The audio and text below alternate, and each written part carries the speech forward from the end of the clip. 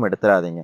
உங்களை அந்த இக்கட்டுகளிலிருந்து, அந்த பிரச்சனைகளிலிருந்து காப்பாற்றுவதற்கு ஒருவன் இருக்கிறான். அப்படிங்கிறத நீங்க முதல்ல ஞாபகம் வச்சுக்கங்க. அவன் யார் தெரியுமா? திக்கற்றவர்களுக்கு தெய்வமே துணை என்று சொல்வார்கள் கேள்விப்பட்டிருப்பீங்க. அது மாரி திக்குகள் அனைத்தையுமே தன் கட்டுப்பாட்டில் வைத்திருக்கக்கூடிய ஒரு தெய்வம் உண்டு.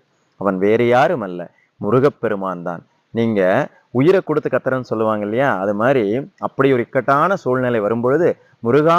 உன்னை இல்லாம என்னை யார் காப்பாத்துவா? என்ன காப்பாத்த வா முருகா!" அப்படின்னு மட்டும் கூப்பிட்டு பாருங்க. ஏதோ ஒரு வடிவத்துல வந்து உங்க பிரச்சனைய கண்டிப்பா தீர்த்து வைப்பான். யாமிருக்க பயமேன்னு வந்து உங்க முன்னாடி நிற்பான். ஒன்றை மட்டும் மறந்துடாதீங்க.